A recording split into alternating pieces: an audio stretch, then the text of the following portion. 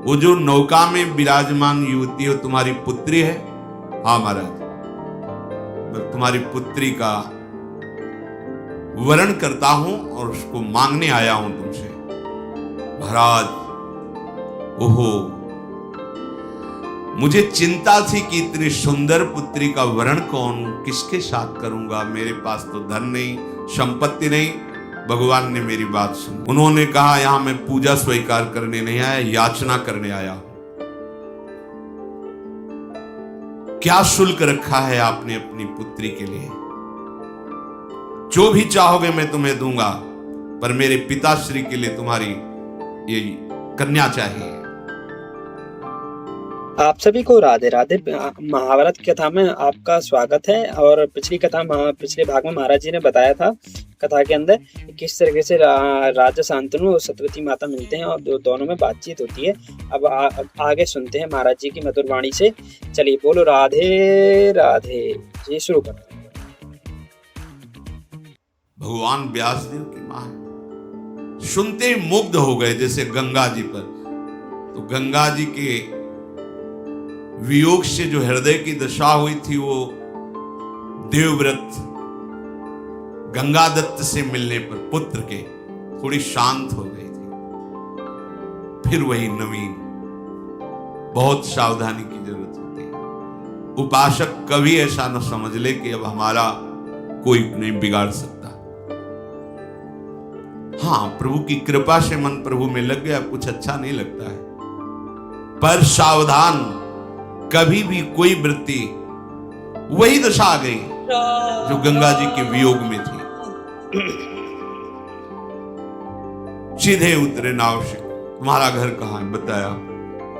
वहां गए, चक्रवर्ती सम्राट है। जे ही देखा निषाद ने कि महाराज पधारे। प्रणाम किया, अर्घ दिया, पूजन किया। महाराज, मेरे तो भाग्य खुल गए, आप जैसे प्रतापी राजा यहां पधारे हैं। क्या आज्ञा है, क्या सेवा करूं? वो जो नौका में विराजमान युवती हो तुम्हारी पुत्री है? हाँ महाराज, मैं तुम्हारी पुत्री का वरण करता हूं और उसको मांगने आया हूं तुमसे। महाराज, ओहो,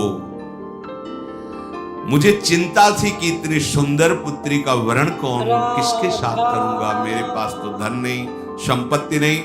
भगवान ने मेरी बात सुन ली।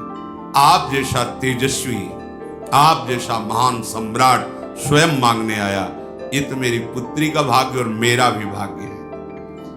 परंतु आप राज्य के अधिकारी मेरी पुत्री के नहीं, पुत्री का अधिकार मेरे हाथ पर है। अब मैं जैसा कहूंगा वैसा आपको करना होगा, तब आपको पुत्री मिलेगी। राजा के रूप में आपका स्वागत कर लिया, पर पुत्री मांग रहे हो तो उसके लिए मेरे पास शर्त है। उस शर्त को पूरी करो, पुत्री को ले जाओ। यदि आप मेरी पुत्री को अर्धांग में विराजमान करना चाहते हो तो सत्य को सामने रखकर मेरे सामने प्रतिज्ञा करो। राधा, इससे जो संतान होगी वही हस्तिनापुर के सिंहासन पर विराजमान होगी। शांतनु ने कहा, ऐसा कभी नहीं हो सकता। महाराज जी ने बताया है कि राजा शांतनु रानी सत्यवती के जो है पिता के पास जाते हैं और पिता से मिलने के बाद रानी सत्यवती के पिता उनके सामने कुछ शर्तें रखता है। आइए वो शर्तें सुनते हैं। राधा वल्लभ बोलते हुए जय जय श्री। अब हृदय में वही विरह जो गंगा जी के अंतर्धान होने पर हुई थी। अब बोल सकते नहीं किसी से, हृदय जल रहा है एकांत में। राधा, बस कि अब क्या करें, कोई उपाय नहीं। देवव्रत युवराज पद पर है और पूर्ण समर्थ है। मैं उनके भाग्य पर ऐसा नहीं कर सकता कि वो राजा ना बने और इसका पुत्र राजा बने, कभी नहीं कर सकता। अपने सुख के लिए ऐसा कभी नहीं कर। दुचित हो गए, इधर ये भाव और उधर उस रूप और वाणी को सुनने के बाद बिक गए महाराज शांतनु। रोज का रोज शरीर बीमार होने लगा, अस्वस्थ होने लगे महाराज शांतनु। देवव्रत ने एक ही दृष्टि में देखकर पहचान लिया कि कोई आंतरिक विषय है जिस पर महाराज अस्वस्थ हो रहे हैं।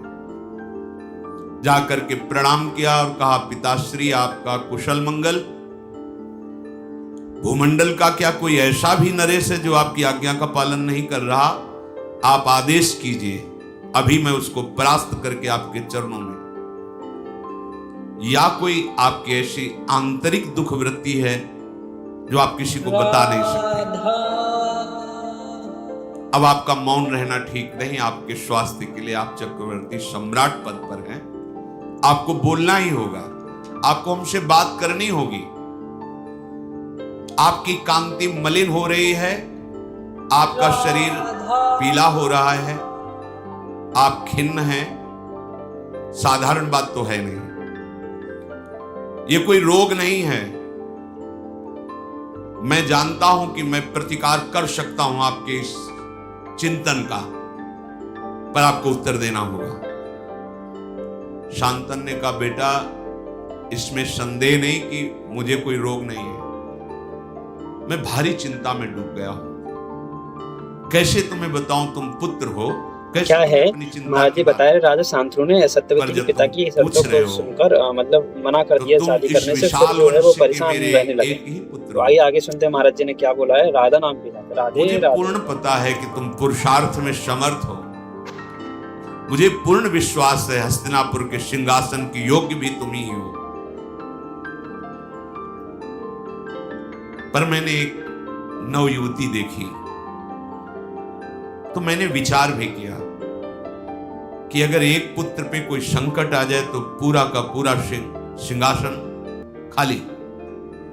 इस भाव की पूर्ति के लिए भी, और मेरा मन भी आसक्त हो गया है, इसके लिए मैं द्वितीय विवाह करना चाहता था, पर ऐसी शर्त रख दी कि मैं उसे निर्वाह नहीं कर सकता। तुम्हारा कल्याण हो, तुम आनंदित रहो, तुम शूरवीर हो, कभी किसी बात को सहन ना कर सको ऐसा नहीं, धैर्यवान हो, मेरी बात को छुपाओ और तुम राज्य सेवा में लगो। मैं संदेह में पड़ गया हूं, जब तक ये संदेह निवृत्त नहीं होगा तब तक मुझे शांति नहीं मिलेगी। अपने पिता के हितैषी बूढ़े मंत्रियों को बुलाया और कहा, साफ साफ बताओ। पिता ने बताया नहीं। किससे आसक्त हैं पिताजी, क्या शर्त है? तो उनका, मैं इतना जानता हूं कि कोई निषाद राज की कन्या है, पर शर्त क्या है मुझे पता नहीं, ये तो सारथी ही बता सकता है, क्योंकि महाराज का सारथी महाराज के साथ वहां तक गया था, हम सब पीछे ही थे। देवव्रत जी ने पिता के सारथी को बुलाया और प्रणाम किया, क्योंकि पिता के ही तुल्य सम्माननीय होता है, और कहा, महाप्राज्ञ अर्थात तुम परम ज्ञानी हो, जो मैं पूछ रहा हूं पिता के हित के लिए, राजा के हित के लिए पूछ रहा हूं, सत्य बोलना। किससे मेरे महाराज का अनुराग हो गया है? तुम सत्य परिचय बताना, और क्या शर्त है? उनका, महाराज वो कोई राजकुमार की कन्या नहीं है, राजा की कन्या नहीं है, वो एक धीवर की कन्या है, पर इतनी सुंदरी है कि मैंने भी ऐसी सुंदरता नहीं देखी। आपके महाराज ने जाकर के मांगा स्वयं कि मुझे पत्नी के रूप में वरण करने के लिए अपनी कन्या दे दो। तो उसने शर्त रख दी कि इसके गर्भ से जो पुत्र होगा वही हस्तिनापुर का सम्राट पद स्वीकार करेगा। आपके पिताजी वहां से तुरंत कह रहे हैं कि जो है राधा शांतनु की प्रॉब्लम सुनकर, इसके बाद सुनकर ऐसी जो है भीष्म जी जो है रानी सत्यवती के पिता के पास चले गए, उनकी सत्ता जाने। समस्त वृद्ध मंत्रियों को बुलाया और भी विशिष्ट अधिकारियों को, क्योंकि युवराज पद पर है, और बिना सूचना के अपने पिता के सारथी को लेकर वहां पहुंचे निषाद के घर में। जो ही निषाद ने देखा कि देवव्रत अपने मंत्रिमंडल के साथ पधारे हैं, विधिवत पूजा करके पृथ्वी पर माथा रख करके प्रणाम किया और कहा, आज मेरे भाग्य खुल गए कि आप गंगा पुत्र देवव्रत हमारी कुटिया में पधारे, अहो भाग्य। उन्होंने कहा, यहां मैं पूजा स्वीकार करने नहीं आया, याचना करने आया हूं। क्या शुल्क रखा है आपने अपनी पुत्री के लिए? जो भी चाहोगे मैं तुम्हें दूंगा, पर मेरे पिताश्री के लिए तुम्हारी ये कन्या चाहिए। महाराज वो तो स्पष्ट मैंने कह दिया था कि हमारी पुत्री के गर्भ से जो पुत्र होगा वही राज सिंहासन पर बैठेगा। और महाराज शांतनु के आप अकेले पुत्र हैं, शस्त्रधारियों में श्रेष्ठ हैं, आपके सामने कोई टिक नहीं सकता, मुझे पता है। तो भला मैं अपनी पुत्री के पुत्र की रक्षा के लिए ऐसा वरदान क्यों न मांगूं? कहीं आपकी भ्रुकुटी बिगड़ गई तो? ये कन्या मेरी नहीं है, ऐसा मत समझना कि निषाद की कन्या है। यार आर्य पुरुष की संतान है, ये गुणों में आपके समान है, जन्म भी आपके समान ही महापुरुषों से हुआ इसका। मछली के उदर में सत्यवती जी को निकाला था निषाद ने, इसीलिए पिता कहे गए। सत्यवती की योग्य अगर भूमंडल में है तो केवल महाराज शांतनु ही है, मुझे पता है, पर मैं बिना शर्त के नहीं दे सकता। इस शर्त का तुम्हें पालन करना होगा, क्योंकि मुझे पता है यदि आप गुस्सा हो गए तो आपका शत्रु चाहे गंधर्व हो या देवता हो या कोई दैत्य हो आपके सामने टिक नहीं सकता।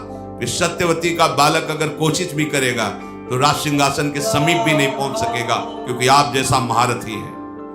इसलिए मैं अपनी पुत्री नहीं दे सकता जब तक आप या आपके पिता ऐसा वचन नहीं देते। जय जय श्री हरिवंश। आप सभी का धन्यवाद वीडियो अंत तक देखने के लिए, और जो है आगे भागवत देखने के लिए सब्सक्राइब करें अपने चैनल श्री वृंदावन शरण। जय जय श्री हरिवंश।